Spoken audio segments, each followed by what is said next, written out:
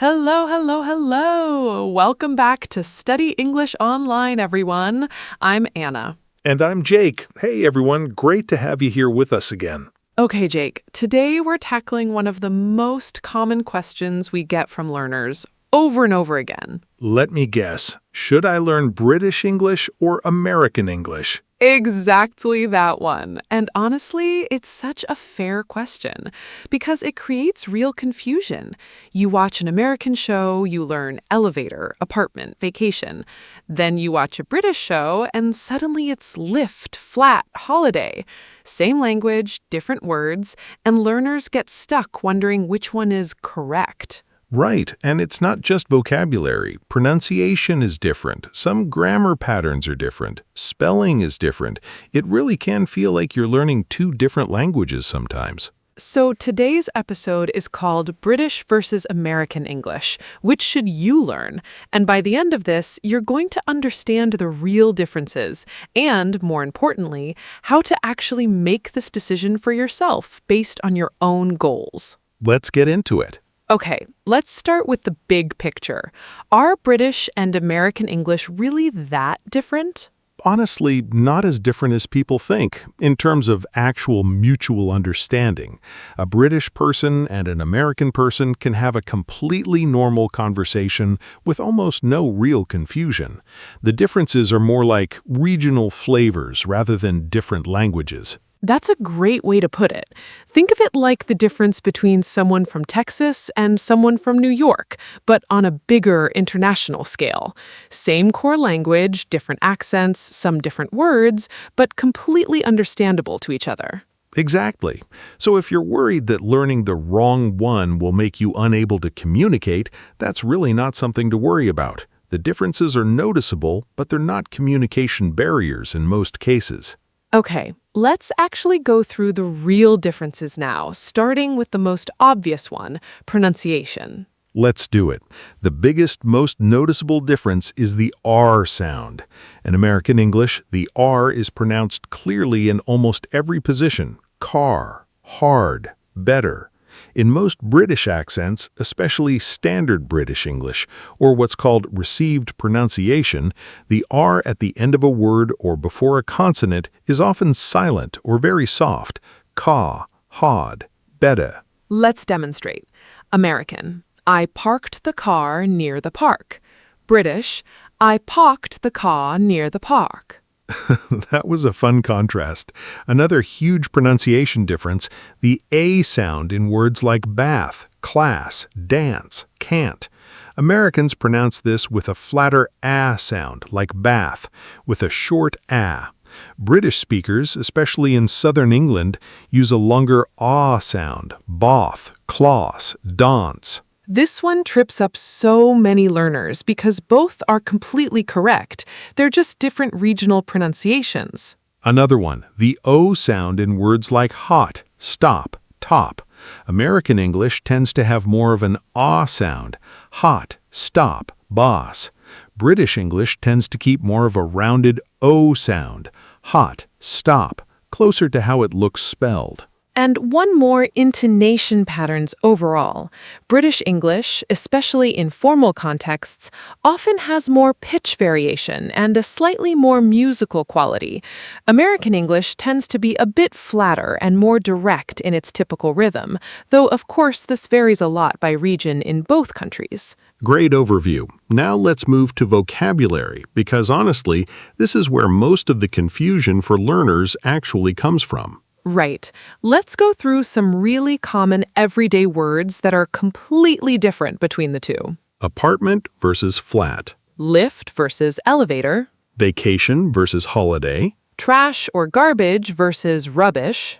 Truck versus lorry. Cookie versus biscuit. Fries versus chips, and this one is tricky because in British English, chips means what Americans call fries, and British crisps is what Americans call chips.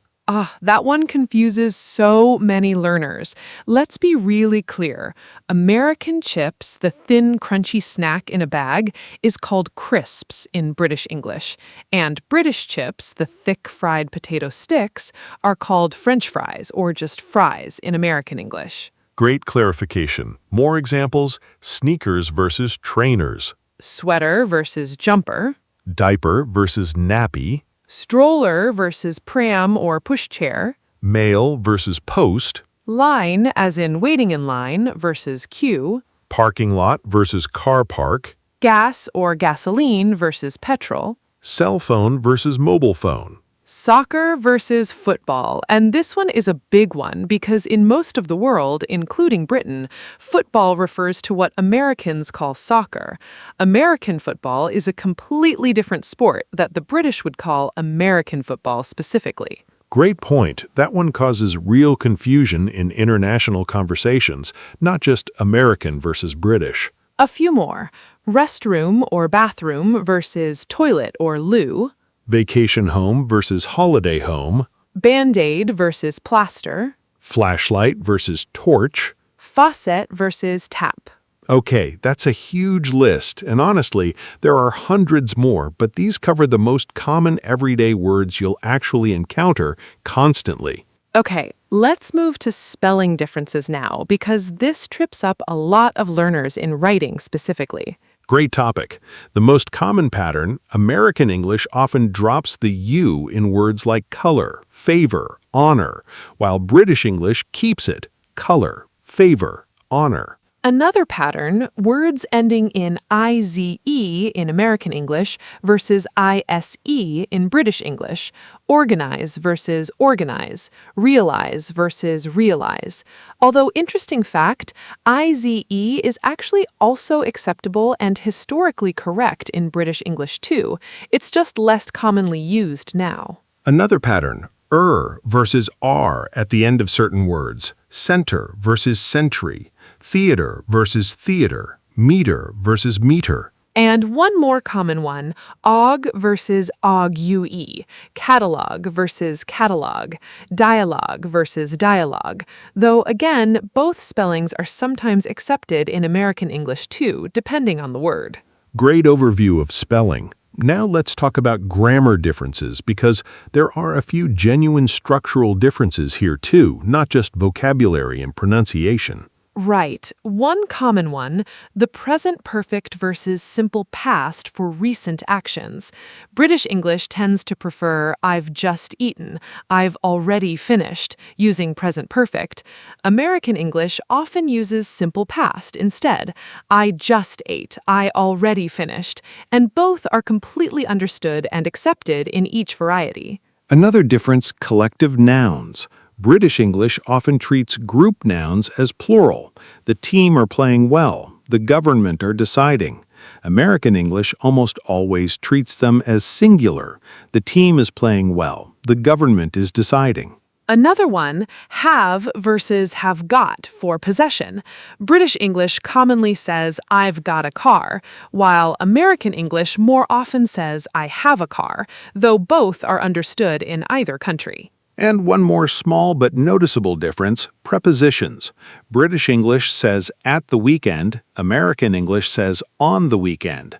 British says different to or different from, American typically says different from or different than. These grammar differences are honestly pretty minor and rarely cause real confusion, but it's good to be aware of them, especially if you're writing formally and want consistency. Great overview of the actual differences.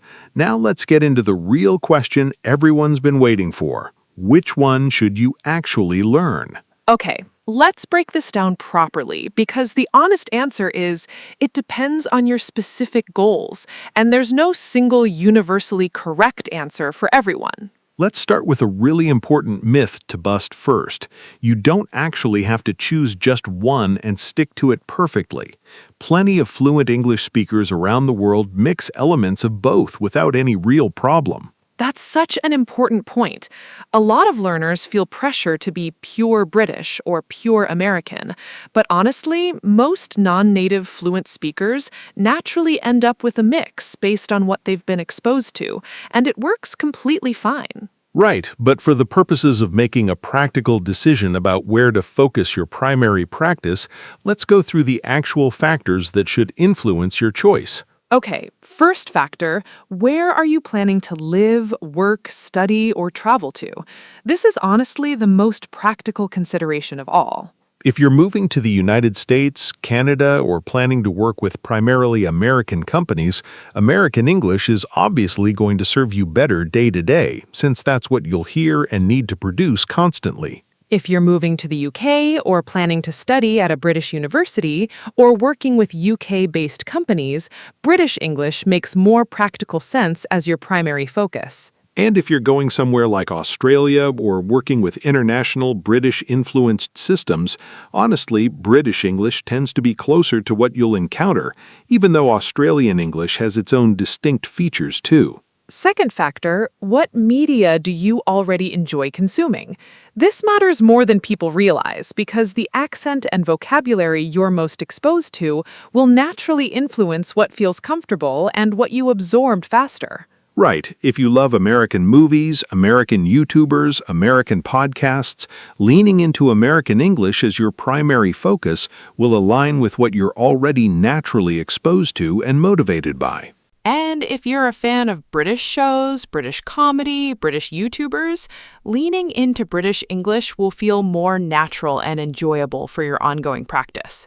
Third factor, which accent do you find easier to understand or produce? Some learners naturally find American pronunciation easier because of clearer R sounds, while others find British pronunciation patterns more comfortable depending on their native language's sound system. This is honestly underrated advice.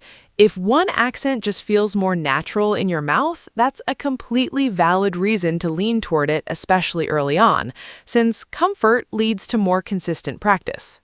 Fourth factor, international business and global usage patterns.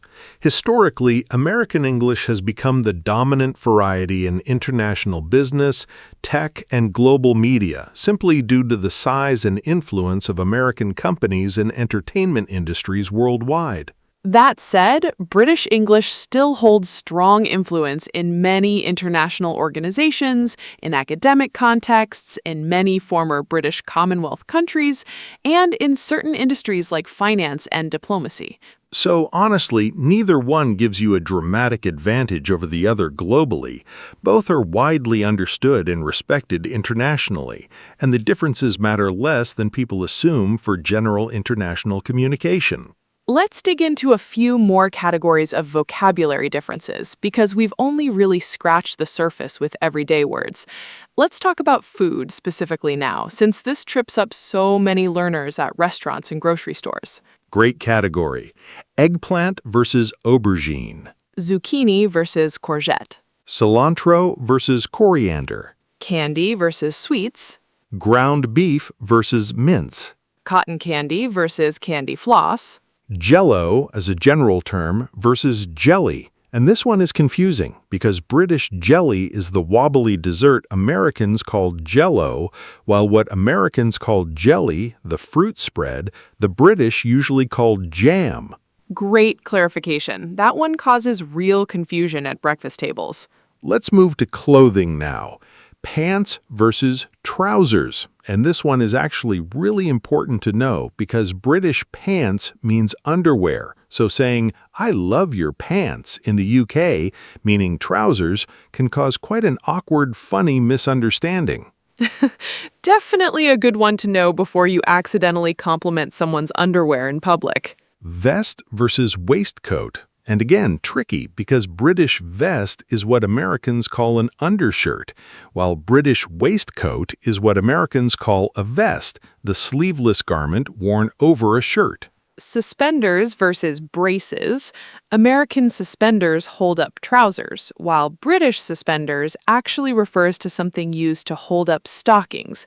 So British speakers use braces for what Americans call suspenders. These little traps are exactly why building specific vocabulary knowledge matters, even if the overall grammar and pronunciation differences don't cause much trouble. Let's add a few more categories because there are some really common everyday situations we haven't covered yet, technology and household terms specifically. Great addition. Cell phone versus mobile. We mentioned this briefly earlier, but let's go deeper. American cell or cell phone versus British mobile or mobile phone. And this is genuinely one of the most commonly used words in daily conversation for most people today. Trunk, as in the back storage part of a car, versus boot. Hood, the front part of a car covering the engine, versus bonnet. Windshield versus windscreen. Gas pedal or accelerator versus accelerator. Actually shared, though gas pedal is more casual American phrasing specifically. Let's move to household items. Faucet versus tap, mentioned earlier but so commonly used it's worth repeating. Closet versus wardrobe or cupboard, depending on context. Yard versus garden. And this one is interesting because American yard refers to the whole outdoor area around a house, while British garden often refers to that same space, even if there's no flowers or plants involved, which can confuse learners who think garden specifically means a place for growing plants. Sidewalk versus pavement. Downtown versus city center. Mail carrier or mailman versus postman or postwoman. Great, that rounds out a really comprehensive vocabulary list across food, clothing, education, workplace, technology, cars, and household terms. Let's also mention a few common expressions and idioms that differ, since these can genuinely confuse learners in casual conversation. Great addition. American English, it's a piece of cake for something easy. Actually, this one's shared and understood in both varieties. A more distinctly American expression, Monday morning quarterback, referring to someone who criticizes decisions after the fact, using a sports reference specific to American football. A more British expression, Bob's your uncle, meaning, and there you go, it's that simple, used at the end of explaining something easy to do. American, take a rain check, meaning to postpone an invitation to a later time. British, I'll give it a miss, meaning to decide not to do something or not attend something.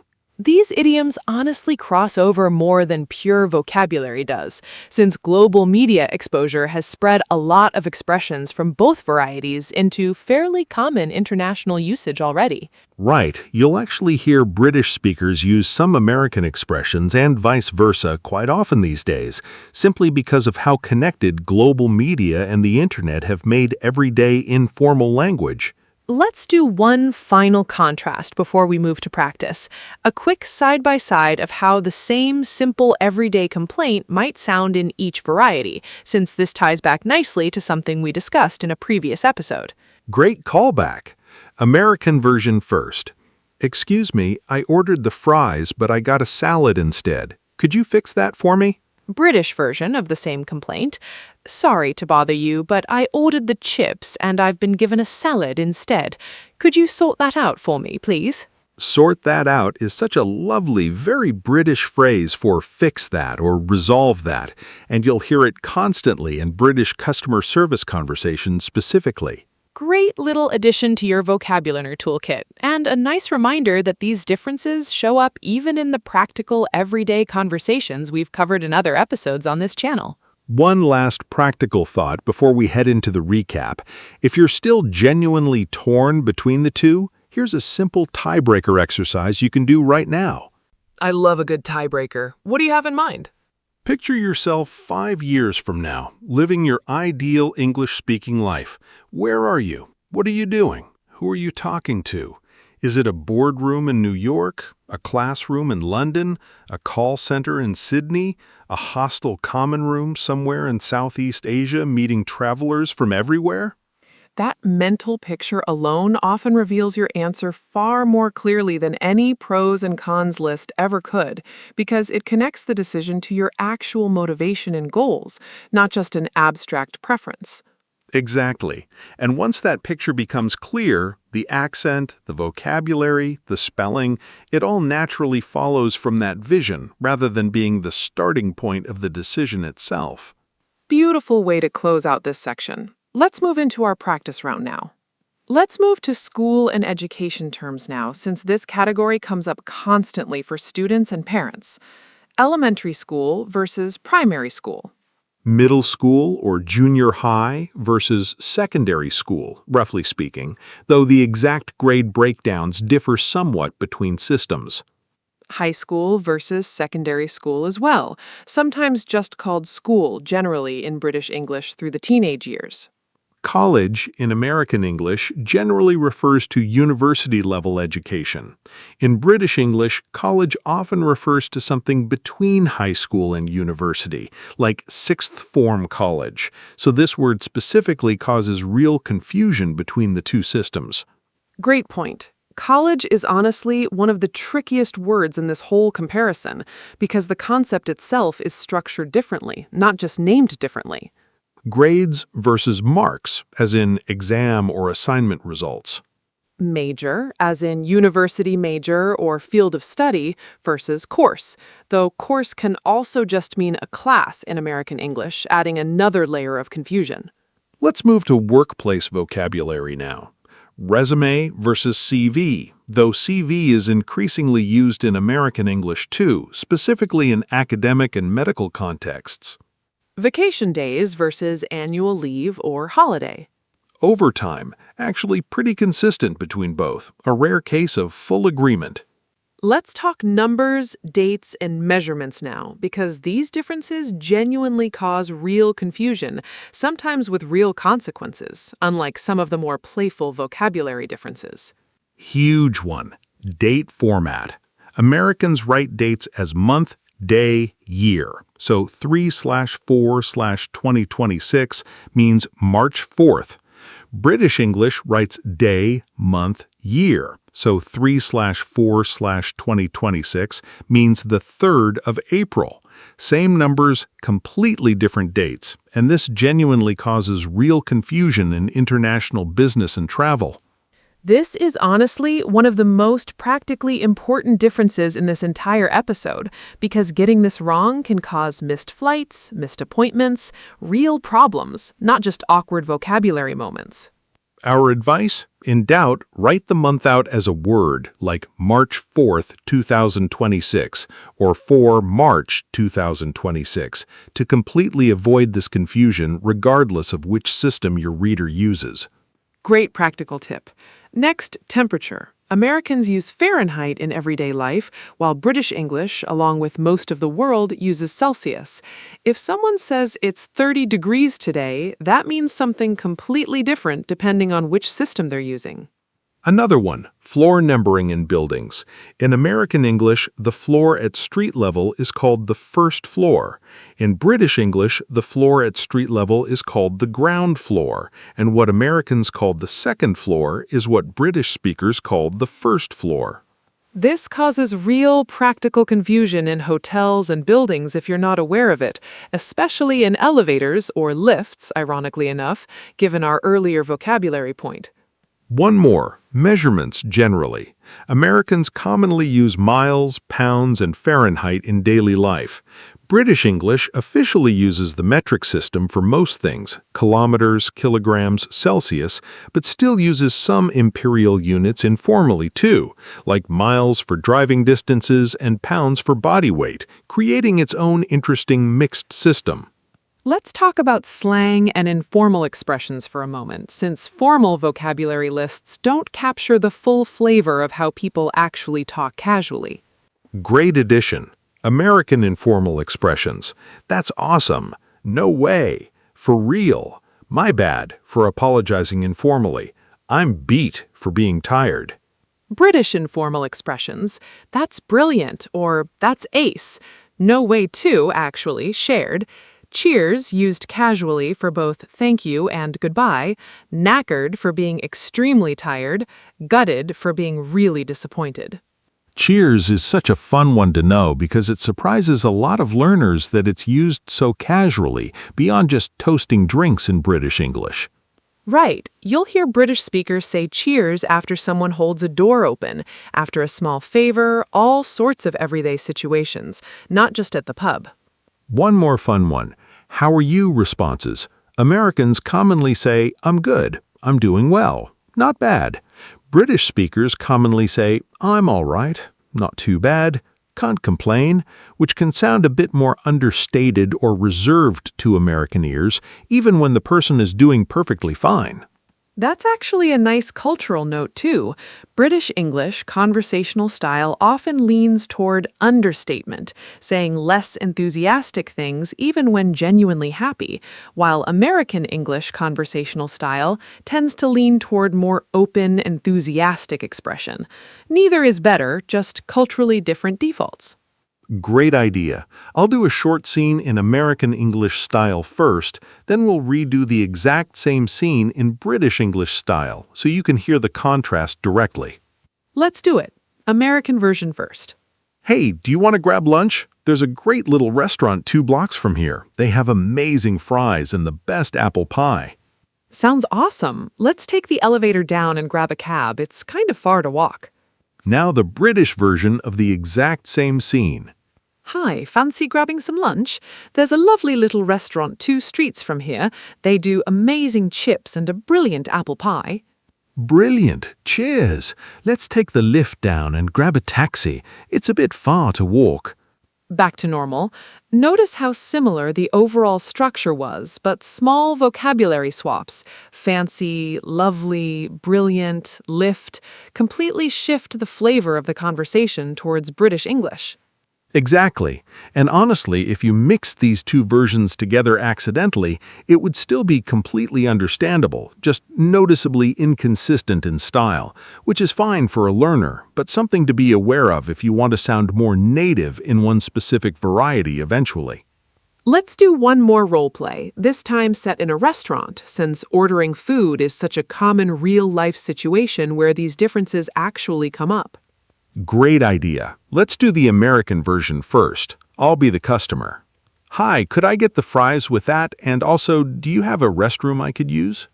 Sure thing. The fries come with that, and the restroom is just past the counter on your left. Great, thanks. Oh, and could I get a check when you get a chance? Of course, I'll bring that right over. Now let's redo the exact same scene in British English style.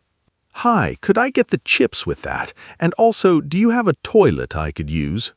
Sure thing. The chips come with that, and the loo's just past the till on your left. Brilliant. Cheers. Oh, and could I get the bill when you get a chance?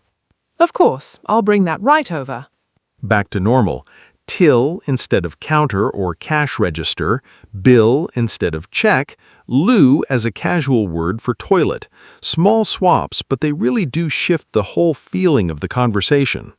And again, either version would be completely understood by staff in most English-speaking countries today, especially in tourist-heavy areas, but knowing the local preference helps you sound more natural and blend in more easily.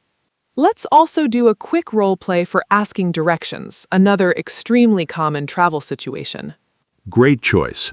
American version, I'll ask, Anna will answer. Excuse me, how do I get to the subway station from here? Sure, just go straight 2 blocks, then take a left. You'll see the entrance right there. British version now. Same question, different word for the underground train system.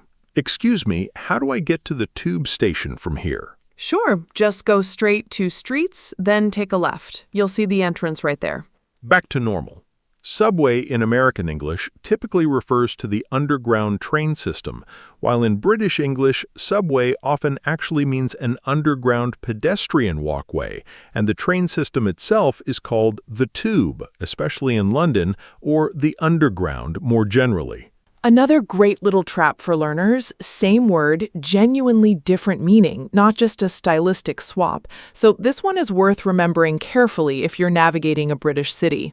Let's talk about pronunciation for a bit longer too, because there are a couple more specific features worth knowing, beyond the basics we covered earlier. Great idea. One really distinctive American feature is what's called the flap T. In casual speech, the T sound in the middle of a word, like in water or better, often sounds more like a quick D sound. Water sounds like waiter. Better sounds like better. This is such an important feature for listening comprehension specifically because a lot of learners are taught to pronounce T clearly and strongly, and then get confused when they hear casual American speech softening it so much. British English, especially more formal varieties, tends to keep the T sound clearer and crisper in most positions, closer to how it's spelled, though casual London speech has its own variations too, including sometimes dropping the T sound almost completely in certain words, called a glottal stop. Water can sound like water. English pronunciation really is wonderfully varied, even within each country, not just between them. There isn't one single British accent or one single American accent. There are dozens of regional variations within each. Great point to make clear. When we say British English or American English in this episode, we're really talking about commonly taught standard varieties, received pronunciation for British and general American for American. But real speakers vary enormously depending on their specific region. Let's talk about something really important now. Accent versus vocabulary versus spelling. A lot of learners lump all of this together as one decision, but honestly, you can actually mix and match these independently, and it's completely fine. Great point. For example, you could speak with a more American-influenced accent, but use British spelling in your writing because you're studying at a British university. Or you could have a more neutral international accent, but use American vocabulary because you work with an American company. Right. Real English usage in the globalized world today is honestly much messier and more mixed than the clean British versus American divide textbooks often present. Most non-native professional speakers end up with their own unique blend, shaped by their specific exposure and needs. This is honestly really freeing information for a lot of learners who feel stressed about choosing correctly. There's no strict rulebook forcing you to pick a lane and stay in it perfectly forever. Let's address a myth we hear constantly, too. The idea that one variety is somehow more proper, more correct, or more prestigious than the other. Oh, this comes up so often, and honestly, it's just not true from a linguistic standpoint. Both British and American English are equally valid, equally rule-governed, fully developed forms of the language, each with their own long histories and internal logic. Right. Historically, there's actually an interesting twist, too. Many pronunciation features considered typically American today, like the strong R sound, were actually closer to how English was commonly pronounced in Britain centuries ago, before certain accents in England shifted away from it. So in some ways, American English preserved certain older features, while British English changed more in other areas. That's such a fascinating historical note. It really breaks the myth that British English is somehow the original and American English is a simplified or lesser version. Both evolved from the same root, just in different directions, influenced by different historical and social factors over centuries. Exactly. So if anyone ever tells you one version is more correct English than the other, you can politely let them know that's simply not how linguistics actually works. They're two equally legitimate, fully developed standard varieties of the same language. This matters for confidence, too. If you choose American English, you're not choosing an inferior or less proper version. If you choose British English, you're not choosing an old-fashioned or outdated version. You're simply choosing a different, equally valid standard. Let's also talk about this from an exam preparation angle, since a lot of learners are working towards specific tests, and this affects the decision practically. Great point to cover. IELTS, the International English Language Testing System, was developed with British English as its base, and British spelling and vocabulary are generally expected and accepted, though American spelling is also typically accepted without penalty on most versions of the test. TOEFL, the test of English as a foreign language, is based more on American English and is more commonly required by universities in the United States specifically. So if you already know you're taking one of these specific exams for university admission or immigration purposes, that's actually a really practical, clear-cut reason to lean towards the matching variety in your exam preparation, specifically, even if your general daily practice stays more mixed. Great practical distinction. Exam preparation is actually one of the clearest, most concrete reasons to make a deliberate choice compared to some of the more personal, preference-based factors we discussed earlier. Worth noting, too, Most examiners for both tests are trained to accept clear, correct English regardless of which variety you use, as long as you're consistent within your own response. Mixing color and color randomly within the same essay looks inconsistent, but choosing one and sticking with it throughout your writing is completely fine either way. That consistency point applies well beyond exams too, honestly. In any single piece of writing, an email, an essay, a report, pick one spelling system and stay consistent throughout that particular piece, even if your overall usage varies day to day across different contexts. Let's take a few listener questions now, since this topic generates a lot of curiosity and confusion. Great idea. Let's go through them. First question, if I learn American English, will British people think I'm rude or wrong for using it? Not at all. British people are extremely used to hearing American English through movies, television, and international business, and nobody will think you're being rude or incorrect for using American vocabulary or pronunciation. At most, it might just be a small friendly conversation starter. Oh, have you spent time in America? Second question, is it bad to mix British and American spelling in the same document? For casual writing, texting friends, social media, it really doesn't matter much at all. For formal or academic writing specifically, it's best practice to pick one system and stay consistent throughout that particular document, mainly for professionalism and polish, not because mixing is grammatically wrong. Third question, which one is easier for beginners to learn? Honestly, there's no strong evidence either is objectively easier to learn overall. Some learners find American pronunciation patterns more intuitive because of clearer R sounds and flatter vowel patterns. Other learners find British pronunciation patterns easier because it can sometimes align more closely with spelling. It really varies by individual and by native language background. Fourth question, what about Canadian, Australian, or other English varieties? Should I consider those instead? If you have a specific practical reason, moving to Canada or Australia specifically, or working with companies based there, then absolutely it makes sense to lean into that specific variety's features. For general global communication purposes, though, British and American English remain the two most widely taught, widely available, and widely resourced varieties, which is honestly the main practical reason they dominate this particular conversation. Fifth question, and this one's fun. Can I just make up my own mix and use whatever sounds best to me?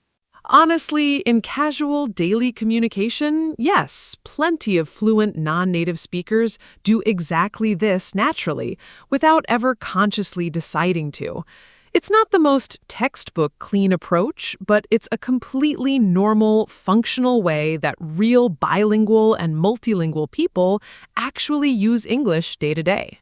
Let's talk about a slightly different angle now. Media and content recommendations, if you're trying to decide which variety to lean into for your listening practice specifically.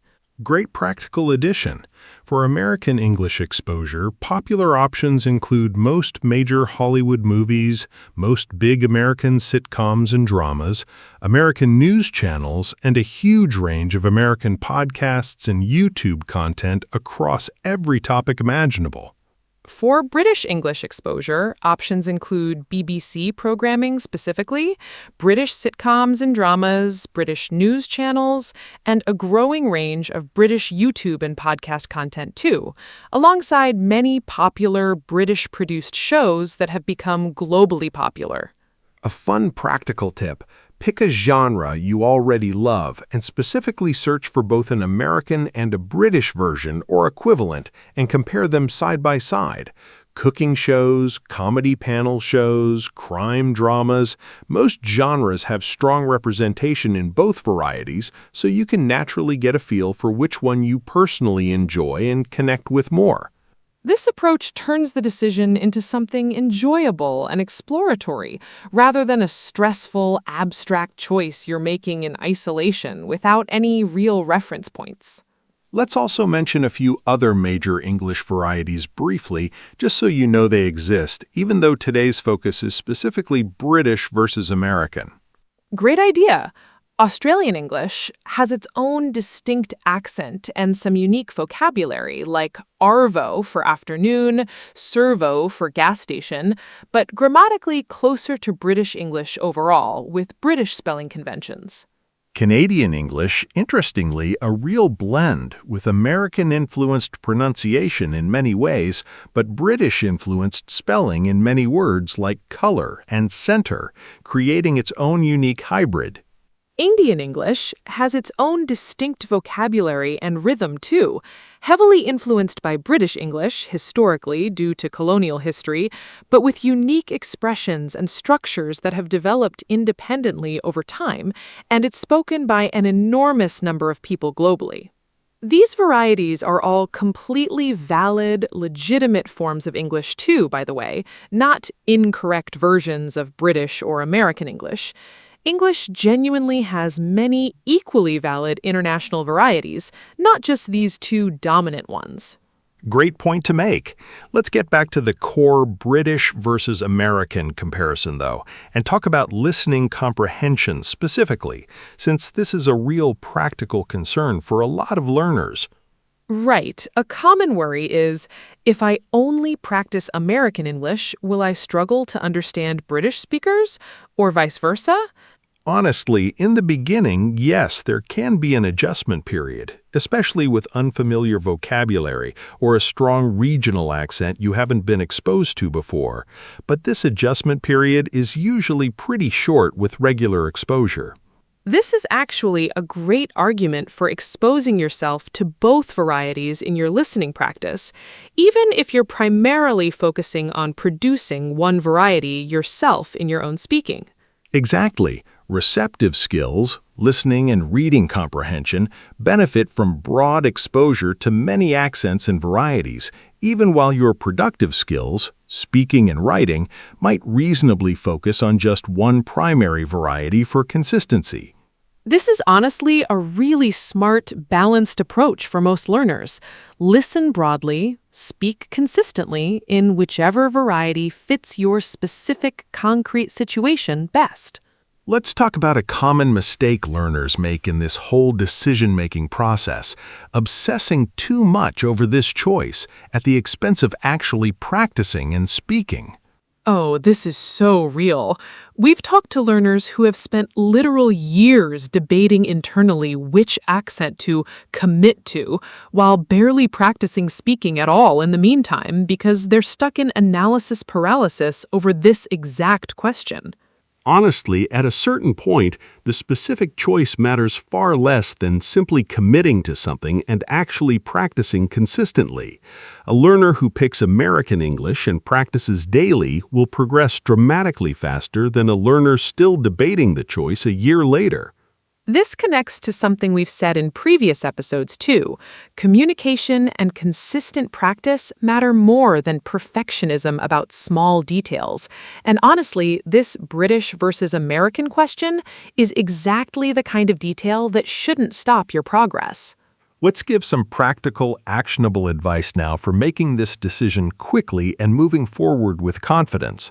Great idea. First, if you already have a clear, practical reason, like living in a specific country, studying at a specific university, working with a specific company, let that decision make the choice for you immediately. Don't overthink it further. Second, if you don't have a clear practical reason yet, choose based on what media and content you already enjoy regularly, since that natural exposure will support faster, more enjoyable learning. Third, don't worry about being pure in your chosen variety.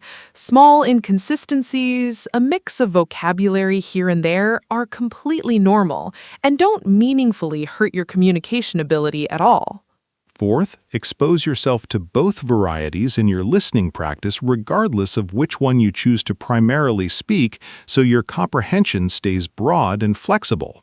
And fifth, remember that switching later is always possible. If you start with American English and later move to the UK, you'll naturally adapt over time through exposure. This choice isn't permanent or irreversible in any meaningful way. Let's do a fun practice round now. I'll say an American English word or phrase, and Anna will give the British equivalent. Let's do it. I'm ready. Apartment, Flat. vacation, Holiday. trash can, Rubbish bin. sneakers, Trainers. cookie, Biscuit. parking lot. Car park. Great job. Now let's flip it. I'll say British, Anna gives American. Ready. Petrol, Gas or gasoline. nappy, Diaper. torch, Flashlight. cue, Line. jumper. Sweater. Perfect. That's a solid review of the most common everyday vocabulary differences between the two. Before we wrap up, let's talk about something practical for people working in international teams, since so many of our listeners work remotely or with global colleagues these days. Great real-world angle. In a lot of international companies, you'll actually encounter a real mix of both varieties among your colleagues. Some team members writing color with a U, others writing color without a U. Some saying, let's schedule a call the American way, others saying, let's arrange a call more in the British style. In these environments, honestly, the most valuable skill isn't picking one variety perfectly, but being flexible and understanding both without getting confused or thrown off by the switching. Comprehension flexibility becomes more valuable than production purity in these mixed global settings.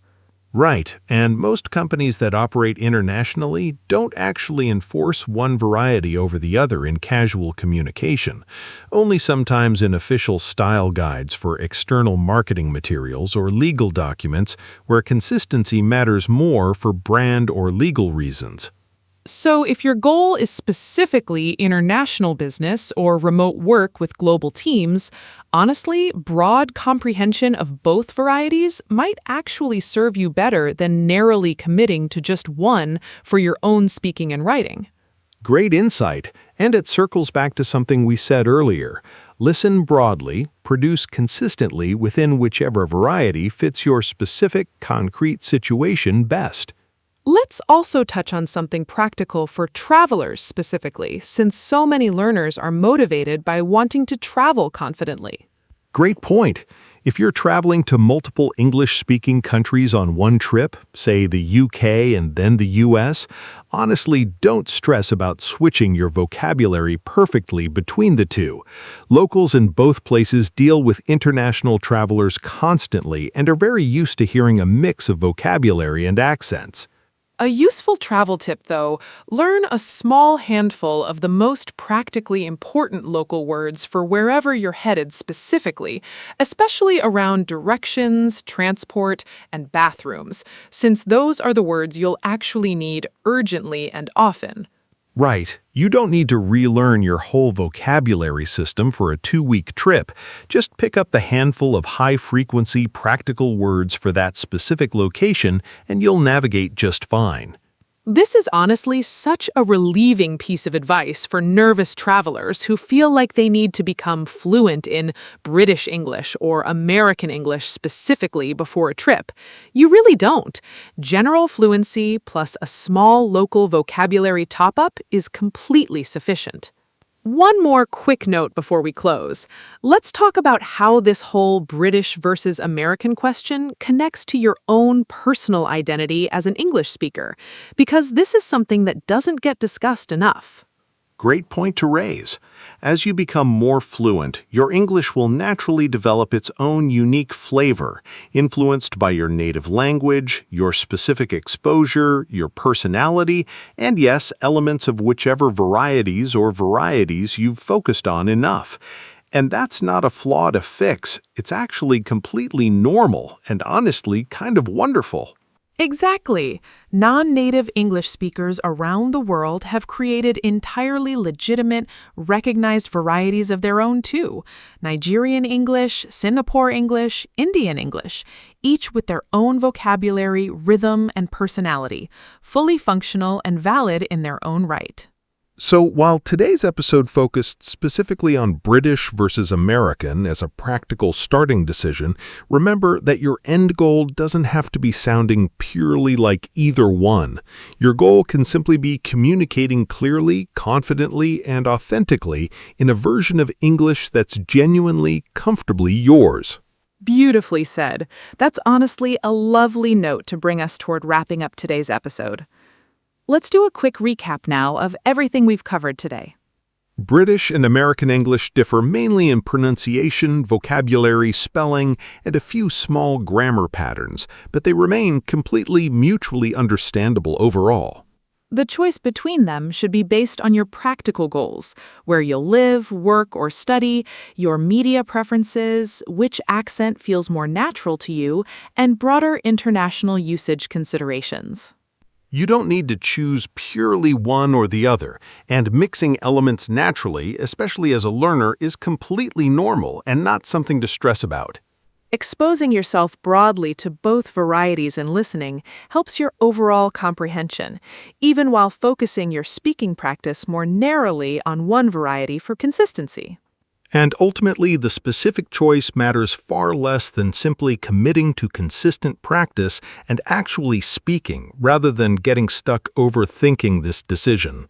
If this episode helped clear up some confusion for you, save it, share it with a friend who's been debating this exact question, and let us know in the comments, which one are you leaning toward, British or American, and why? We'd love to hear your choice and your reasoning. Thank you so much for spending this time with us today. Take care, keep practicing, and we'll see you in the next episode. Bye, everyone. Bye!